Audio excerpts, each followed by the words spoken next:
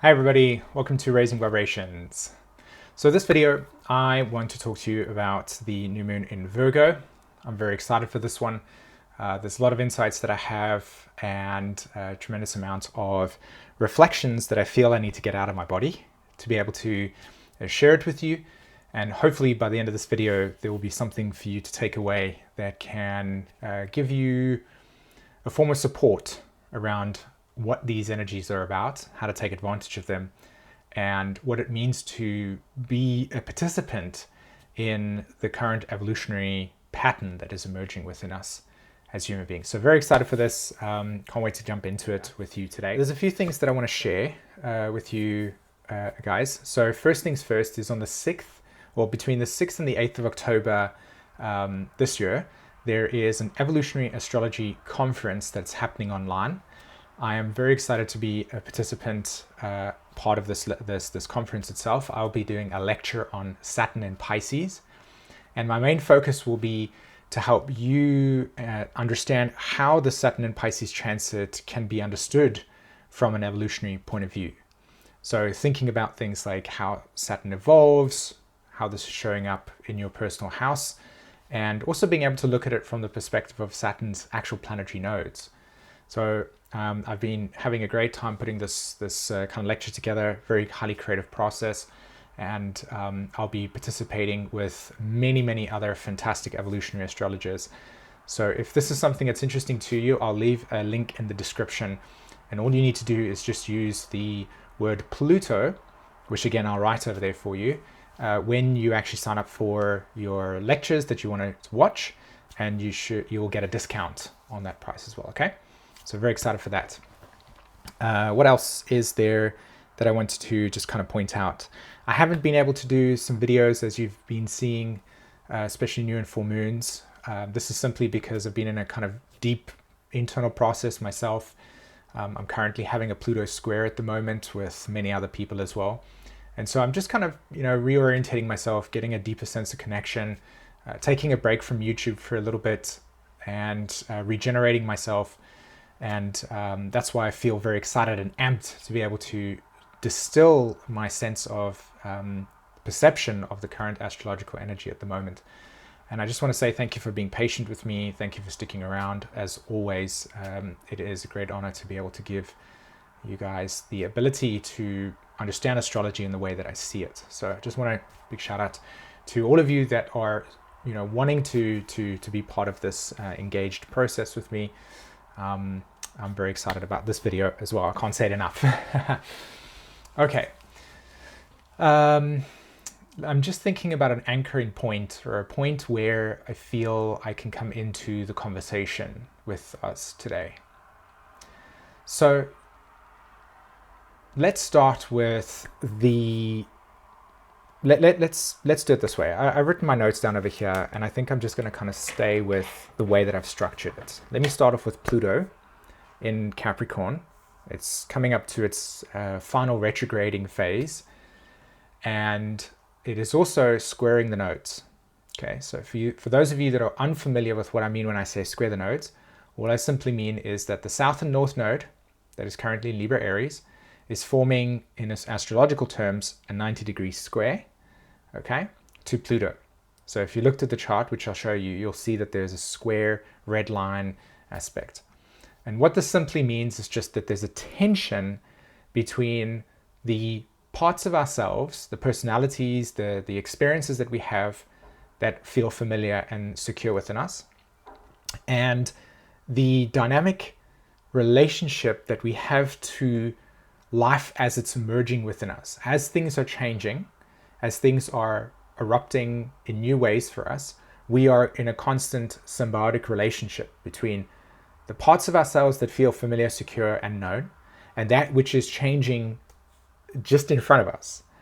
That's what the nodes are about. It's this dynamic, it's an acknowledgement or a nod towards the reality that there is a space within us that is familiar, known, and understood, and the space that is unknown, emergent, and is coming into form, right?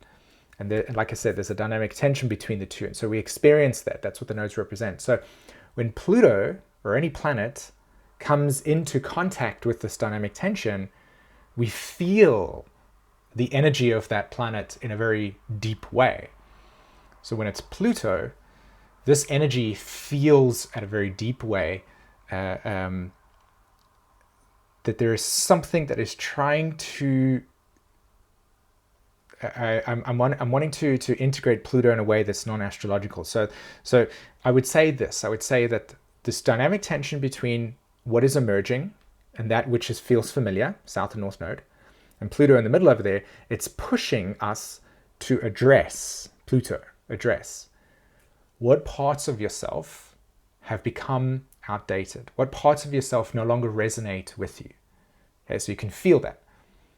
So in order for this to work, in order for this to land with you, in order for you to see this within your life, you need to pay attention to where it is in your life you are seeing things coming to an end, where you're feeling this sense of, this is no longer where I want to put my attention.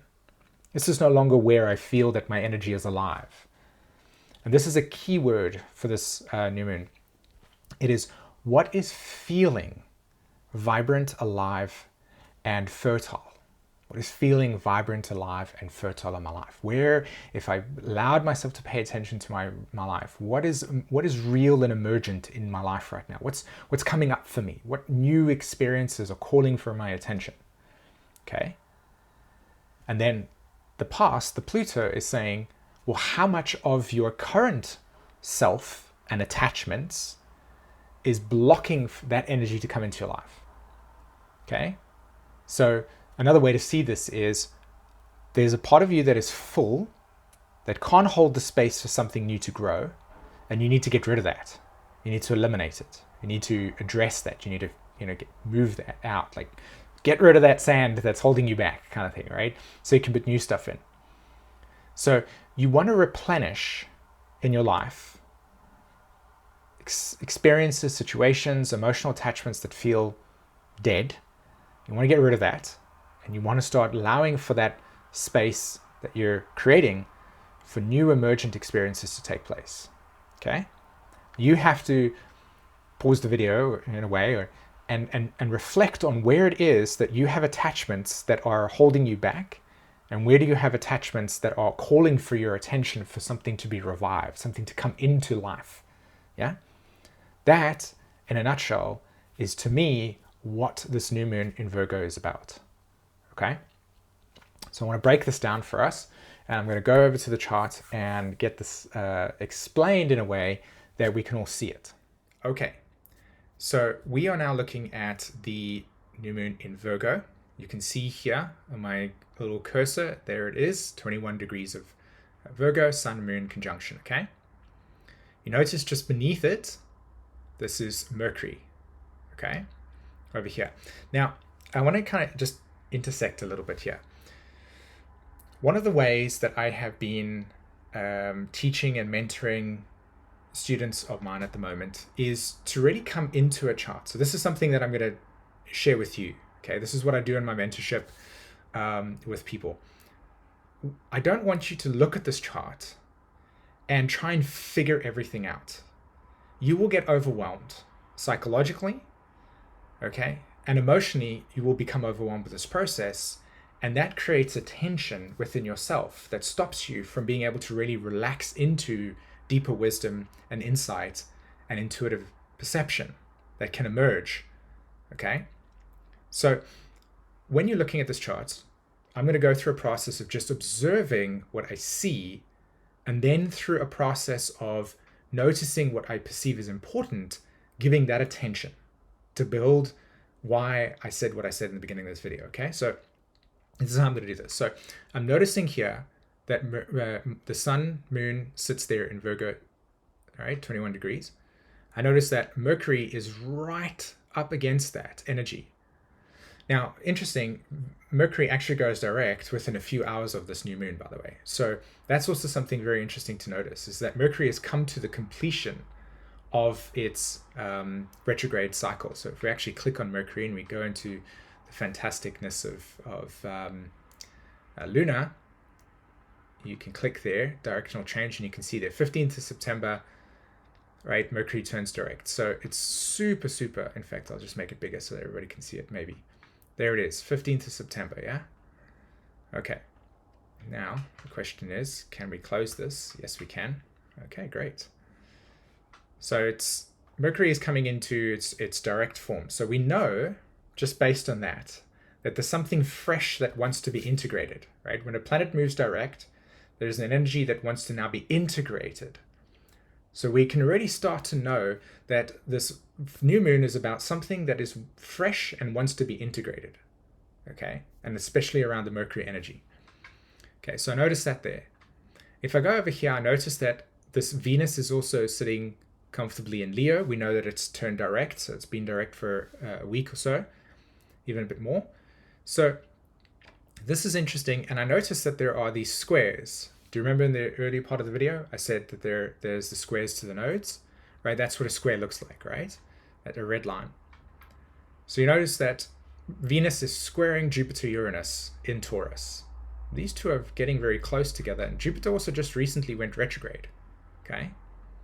So that's really interesting to me as well, right? There's a dynamic tension between the pattern of relations and value principles. Like, how do we discern, how do we establish what we prioritize as valuable to us and not? Three people. One person says, I value eating this food. The other person says, I don't value eating any food. I value, liquids, as an example. And then the third person says, well, I actually like all of them. What is the mechanism in our human cognition that allows for us to be able to decide what it is that's valuable to us? That's Venus. Okay, so it's a relationship mechanism. So we immediately know that there's something to do with the way that we're going to prioritize things that are important for us in our lives. Okay, and there's a tension between our perception, our philosophy, and the Uranian energy that says, hey, everything's in a flux. I want to kind of remodel or reorganize something.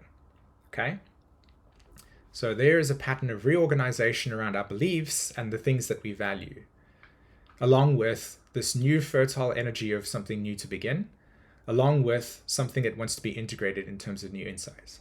And we already start to build a case here, right? We can already start to see what's happening just by looking at these planetary systems here. If we go along, we can actually see that Saturn is also squaring these planetary systems. So again, there's something to do with the way that we're actually defining stuff within our lives, right? How do we establish and define and say, this is what's real for me, this is what's not. This is what's important for me, this is what's not. Okay? So there's a dynamic tension there. And if we go ahead, we also notice Chiron in the North Node is sitting in Aries. We notice there's an opposition to the South Node, of course, with Chiron, and also Mars. Look at that, right? And you can see here as well, the North Node. And there's that square. Remember right in the earlier part of the video, I said there was a square? Okay. So this has got some interesting dynamics to it. This has got some interesting dynamics to it. Of course, this as well. We see that Mars is, in opposition to Chiron. You can see that. Let's look what Neptune's doing. Also, Neptune's actually in this really interesting outer planetary play, right? Neptune with this aspect to Pluto and its aspect to Uranus, Neptune's kind of going over to Pluto and saying, hey, can you tell me something? And Pluto says, yeah, for sure. This is what I'm trying to do for the people on Earth. And Neptune goes to Uranus and says, can you tell me something? And Uranus says, yes, I'm also trying to do this for the people on Earth, right? And Neptune will bring in those messages into itself, and then it will distribute it out in its opposition. I'm being very creative in the way that I'm explaining these aspects, but this is how these things work, right? So Neptune holds information about Pluto. Pluto holds information about Neptune. Uranus holds information about Neptune, and Neptune the other way around, okay? So we're not yet in the description phase, but we're still kind of just gathering some information, looking at the symmetry of the chart, not trying to fill the space with what we think it is. Let the chart actually speak to us. Let our intuition, let our guidance speak to us.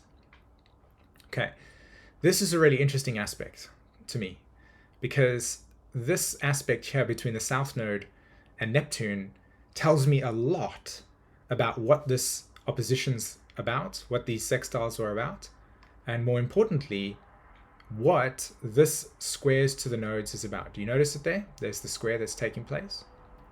Okay. One more thing. is I'm also noticing Pluto is in an aspect to this new moon and also Uranus. Okay, so there's actually a lot going on. There's a lot of things going on. There's a lot of fertile energy that's available for us right now. So I'm now going to go and go through my step-by-step process with us, and let's break it down. Okay, so we know that Pluto in Capricorn says, where is your point of orientation? Okay, one of the best ways to embody Pluto in Capricorn is to really feel where are you in your current place right now. If you drew like an imaginary circle around your life, and you paid attention to the type of work you do, the type of relationships you have, your dreams. Let's keep it kind of simple, right? Work, your dreams, the types of relationships, and where you feel the sense of belonging. Those 4 pillars, right? Those 4 points. Pluto in Capricorn's asking you, are you okay with where you're at? Is this the place that you want to anchor yourself into? Is this the place that you want to come into deep connection with? Okay? Is this the place that you house yourself? Are you anchored here? Do you feel anchored here? Are you emotionally connected to this place? And if the answer is no to 1 or 2 things, then Pluto in Capricorn's asking you, how about let's address and reflect on what these connections may or may not actually be doing for you, okay? And can you think about making choices that will change these dynamics for you? Remember, this point of view only works if you recognize that you are self-empowered.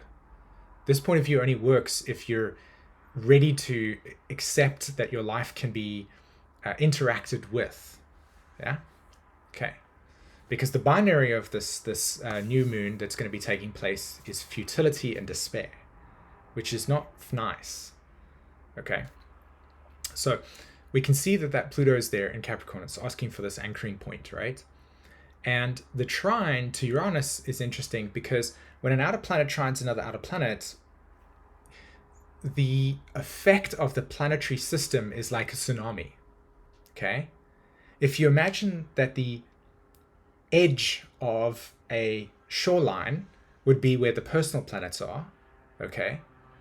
The outer planets are like boats or energy that is currently percolating in the deep sea, that by the time it reaches the shoreline, you can feel the waves.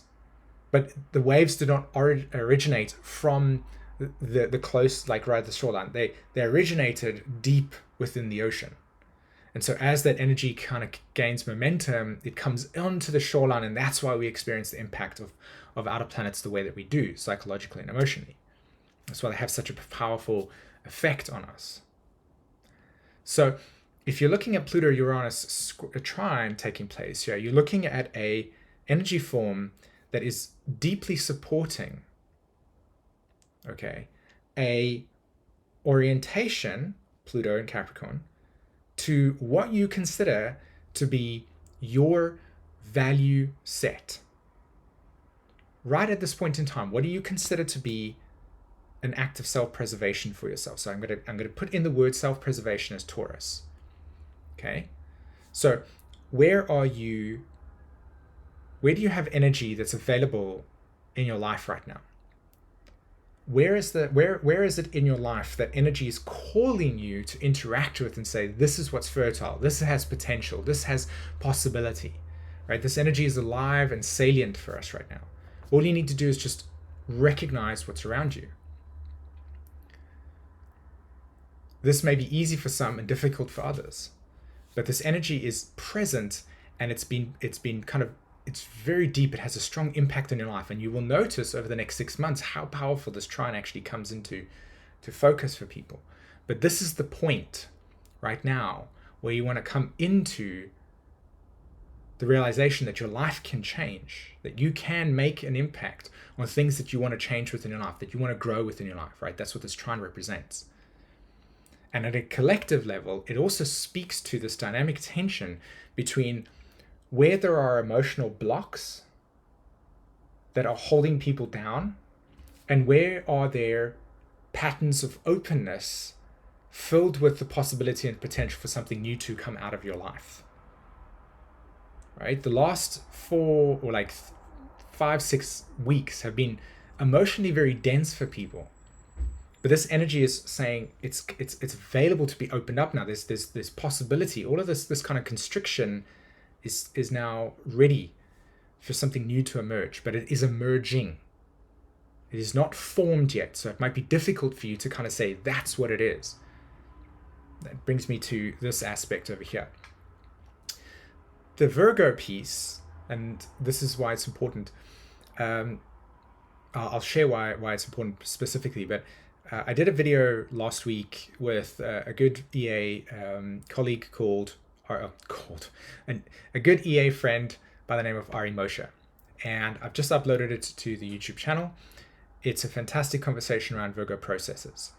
Okay, and one of the parts that I want to highlight as this Virgo piece is the relationship between the excitement and the possibility of something, and then taking that possibility and that excitement and actually doing something with it. And this is where so many people are stuck. I want to follow the stream. I want to build this. I want to do this. I want to do that. I need to do that. And there's this possibility and this potential that is housed within you, but you never take the step to get involved in the process.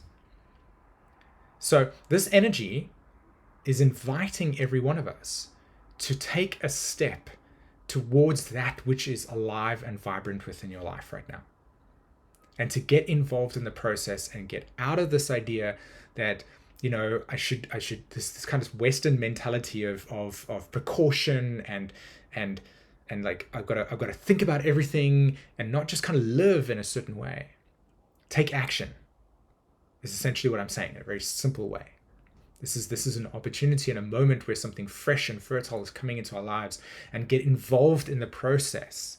Do not stay back and dream of the possibility of something and stay in that space while you consistently keep telling yourself it's not possible for whatever reason, right? Get involved in the process. Get it wrong. Try it out. Show up for the experience, whatever that is for you, okay?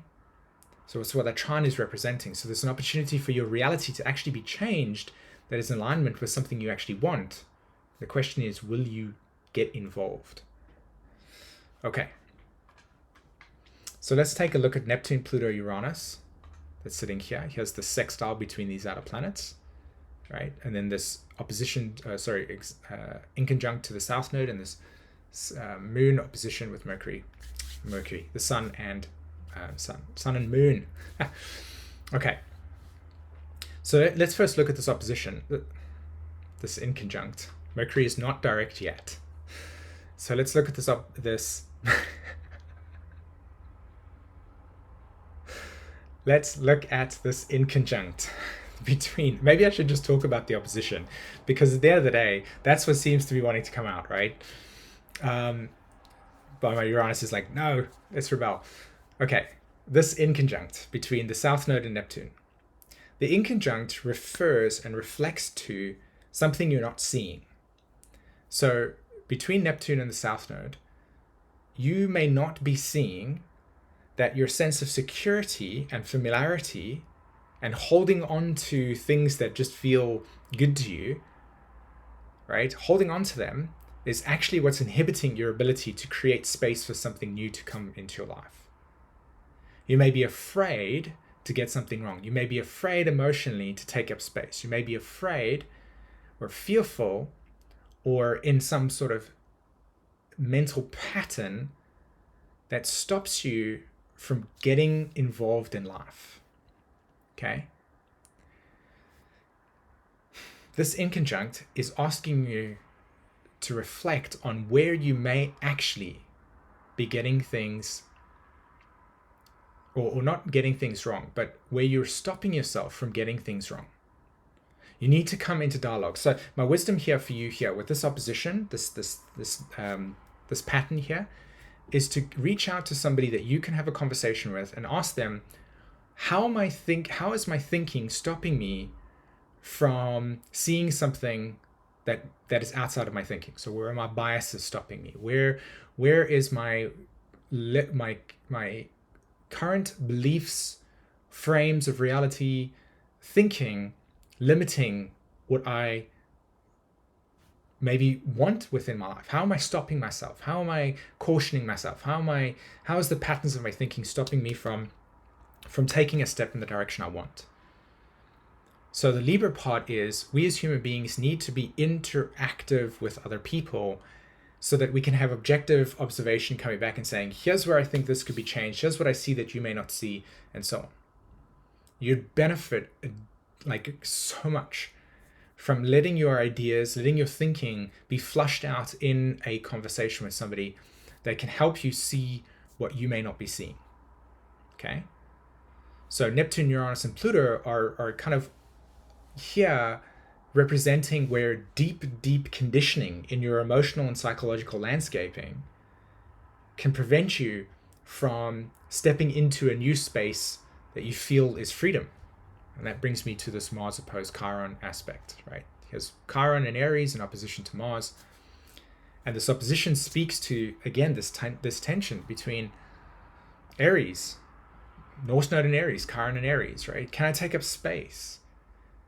Can I come into something that's new and alive for me? Whereas the Mars in the 7th house says, how are you maybe oscillating between, oh, I can't do this, or no, I shouldn't do this, or here's the reasons why I can't do this, and then not allowing yourself space, or disassociating in some way and saying, well, it's not up to me, kind of thing. There is a dynamic tension between the past and the future, or that which feels familiar and secure, and that which is emergent. This energy right now between this Mars and Chiron is saying, I want to take up space, I want to come into something new, I want to take that first step, but I'm also at the same time, as soon as I do that, reminding myself of coming into something completely fresh and new. Can I do it? Can I get it wrong? Can I get involved is the key word with this new moon energy. So this Venus patterning that sits over here, comes again into this process, right? Venus is trining Chiron. It's a fire energy. It's pure potential. It's like, yes, let's do this. Let's go. Let's have fun. Let's interact with this possibility here. And then the square between Uranus and Venus and Jupiter says, yeah, but what about this? Or what happens about that? Or how's this going to work? And then you just come into these deep patterns of limitation over and over. So there's a tension right now between the part of you that wants to come into freshness, and there's a part of you that is staying back because it knows that the moment that you acknowledge coming into something new, it means coming into unknown territory.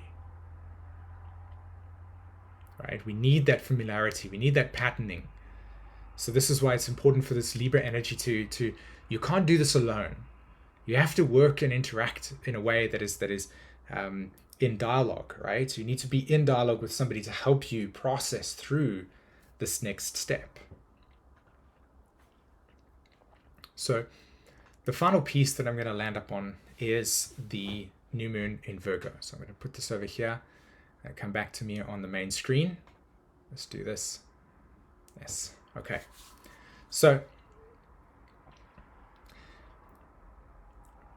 I talk about this in the video with Ari. We talked about it at length about how Virgo processes can be complex when we're afraid to learn and grow and get things wrong. When we're afraid to accept that we may not know how to do it.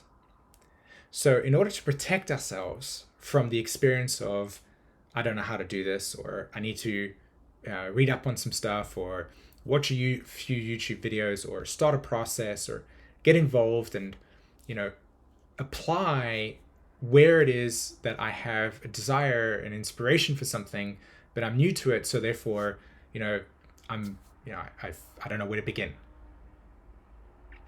Okay. Essentially, you want to be able to overcome emotionally this idea that you want to protect your innocence. You want to protect the part of you that does not want to be subjected to the rigorousness of life. because ultimately life is deeply psychologically intense. And there are many experiences that are tough.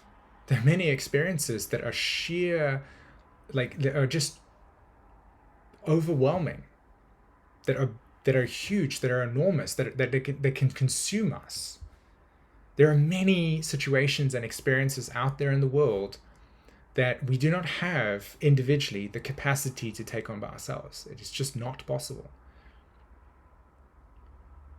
And so that enormity that weight of that enormity can just lie on us like this, right? That's the polarity point. That's Neptune in the 12th, or Neptune in Pisces. And it creates futility and despair. Why should I bother? Let me give up. This is pointless, right? And part of this new moon is actually accepting the fact that the grief of the human experience is that things are tough. There is suffering in the world. There is violence. There is war. There is things that don't go your way. And the question is, do you respond to those experiences with apathy, disassociation, right? Do you respond to those experiences with complete futility? What's the point of being human? Or do you respond to them with, this is where I'm at right now. I don't have to take on these huge, enormous tasks of creating world peace and fighting this massive institution or doing this. But I can start right in front of me here. I can change and affect the most immediate environment for me right now. I can come into the realization that this world is not perfect. I can come into the realization that there are many people out there that are deeply psychologically and emotionally distorted and that are in charge in many ways. I can come into the reality that, a parent has just passed on. I can come into the reality that things die. We get injured. But there is also a tremendous amount of beauty in the world. There's also a tremendous amount of possibility. There's also a tremendous amount of depth that can be cultivated and experienced. And our gift here with this new moon is to find the balance between the realization that there are aspects of reality that are intense that we cannot control. And there are aspects of a reality that if we just showed up and we said, today, I'm just going to say thank you to one person that helped me do something as a way of enacting kindness, the pattern of kindness.